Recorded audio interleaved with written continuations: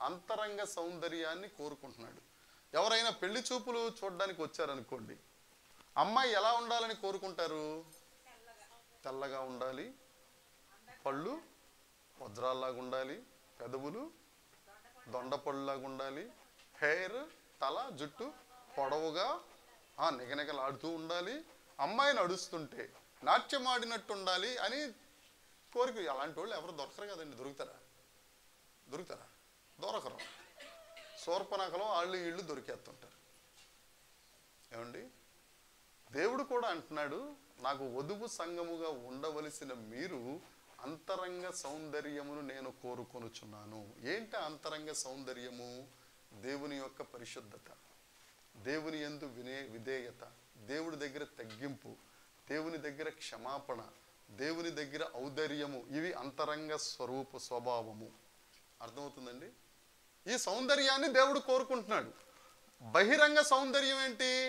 సువార్త ప్రకటించే వారి పాదములు, నువ్వు ఎన్ని వాకర్ షూస్ వేసుకున్నా, ఇంక చెప్పండి కంపెనీ నాకు తెలియదు, మంచి పెద్ద పెద్ద కంపెనీలు షూలు వేసుకున్నా నీ పాదాలు అంత సౌందర్యంగా ఉండవు. కానీ సువార్తకి వెళితే నీ పాదాలు ఏమైపోతాయట?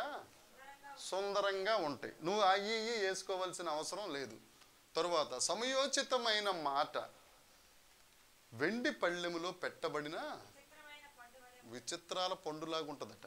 వారి నోటి నుండి దయారసము, మన నోటి మీద లిప్స్టిక్. ఇప్పుడు నీకు అంత సౌందర్యం ఉన్నట్టా లేనట్టా? అప్పుడు అన్నారు, అడగాలి మీరు, ఏం పాస్టర్ గారు బహిరంగ సౌందర్యం ఎందుకు కావాలి అని అంటే, అంతరంగ సౌందర్యాన్ని పొందలేకపోతున్నాం కాబట్టి. ఏమండి, అంతరంగంగా సౌందర్యం లేదు, అంతరంగం మురికి కాబట్టి మొహానికి ఏం రాసుకుంటాం? రాసేస్తాం, పౌడర్ రాసేస్తాం. దాన్ని బట్టి వీళ్ళకి అంతరంగం సూపర్ అనమాట. నా ఆర్టికులేషన్ దేవుడు నాకు నేర్పించింది. ఎప్పుడన్నా ఎయిర్పోర్ట్కి వెళ్ళామనుకోండి, అక్కడ రకరకాల షాపులు ఉంటాయి కదమ్మా అయ్యగారు, కోల్డ్ షాపులు ఉంటాయి. 3 షాపుల దగ్గర భలే రద్దీ ఉంటుంది, చాలా బిజీగా ఉంటుంది. 3 షాపులే. ఒకటి బ్రాందీ షాపు, 2 సిగరెట్లు అమ్మే షాపు, 3వది కాస్మెటిక్ షాపు. అవునా కదా? ఈ విమానం ఎక్కడానికి వెళ్ళినోళ్ళు 1 గంట 2 గంటల టైం ఉంటేనండి, అంటే నేను ఎప్పుడు ఆ గోర్లు కత్తిరించుకోలేదు, కానీ ఆ నెయిల్ కట్ చేయడానికి స్పెషలిస్ట్ ఉంటారంట అక్కడ. స్టార్ కట్టింగ్, పాయింట్ కట్టింగ్, చెప్పమ్మ ఇంకేం కట్టింగ్లు చెప్పితే ఈడెక్కడ నన్ను సెంటర్ చేస్తాడు, నువ్వు తెలియగలదానికి. మీకలా తెలుసు పాస్టర్ గారు స్టార్ కట్టింగ్ పాయింట్ కట్టింగ్ అని అంటారా? అప్పుడప్పుడు వెళ్తుంటాం కదా, చూస్తుంటాం, చేపించుకోం. మనకి జాగ్రత్త. దానికి ఫీజు ఎంతో తెలుసండి, ఒక $2,000 $3,000 అట. $2,000 అంటే ఎంతమ్మా? 3 లక్షలు ఉండదులే, 1,60,000. చూసారు లెక్కల మాస్టర్. మనం జాగ్రత్తగా నెయిల్ కట్టర్ కొనుక్కున్నాం అనుకో, బాత్రూంలో కూసుకుని మొత్తం జాగ్రత్త నెయిల్స్ అన్ని తీసేసుకోవచ్చు. వీళ్ళంట అక్కడికి వెళ్ళి దానికి అంత విలువిస్తారు.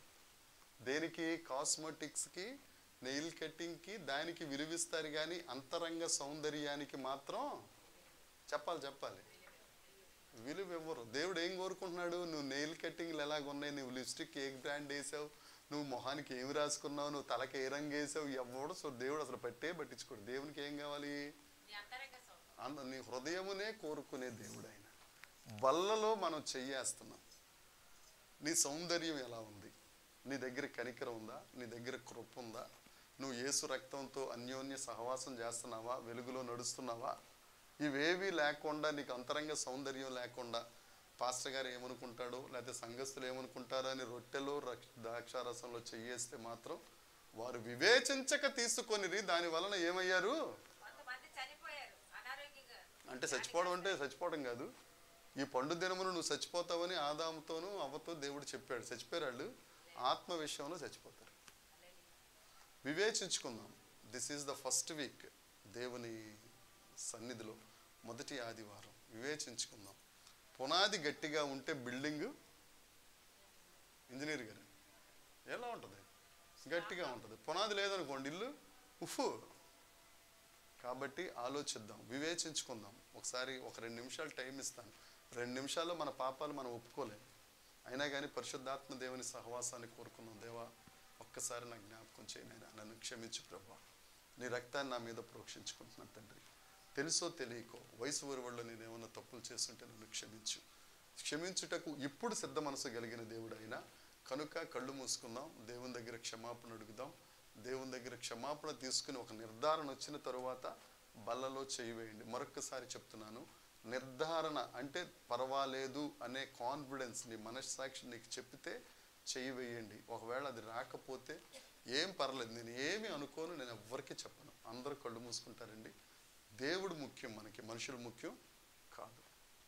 దేవుని దగ్గర వివేచించుకుందాం, ప్రార్థన చేద్దాం. ప్రభువా నన్ను క్షమించు, ప్రభువా దేవా నన్ను క్షమించు, నీ రక్తాన్ని నా మీద ప్రోక్షించుకుంటున్నానయ్యా. నేను ఈ విషయంలో జారిపోయాను, ఈ విషయంలో తప్పిపోయానయ్యా. నన్ను క్షమించు ప్రభువా. నా నోటి మాటలో నేను తప్పిపోయాను, నా హృదయ ధ్యానంలో నేను తప్పిపోయాను ప్రభువా. నా పరిస్థితి పాపంలో ఉంది తండ్రి, నేను దాంట్లో పడకు సహాయం చేయి ప్రభువా. దేవుని దగ్గర అడుగుదాం, దేవుని దగ్గర అడుగుదాం. ఆయన దగ్గర పశ్చాత్తాపడితే క్షమించే దేవుడు కదా, ఆయన మనల్ని దాటిపోయే దేవుడు కాదు కదా. ఒక్కసారి మనసాక్షిని శుద్ధి చేయును మన యేసయ్య. ఆయన రక్తం మన మనస్సాక్షిని శుద్ధి చేసేస్తుందండి. ఒకసారి అడుగుదాం, ప్రభువా నా మనస్సాక్షిని శుద్ధి చేయ, నిర్మలమైన మనస్సాక్షి నాకు దయచేయ. ఒకవేళ కన్నీరు వస్తే దేవుని దగ్గర కన్నీరు కడతామండి. దేవా నన్ను క్షమించు ప్రభువా, దేవా నన్ను క్షమించండి అయ్యా. నువ్వు కాకపోతే నన్ను ఎవరు క్షమిస్తారయ్యా? ఒప్పుకుందామండి, ఒప్పుకుందాం. దయచేసి కప్పుకోవద్దు, ఇది మంచి సమయం. నువ్వు ఎంతవరకు వాక్యం కాన్సన్ట్రేట్ చేసావని దేవుడు చూడు, కానీ నువ్వు ఎంత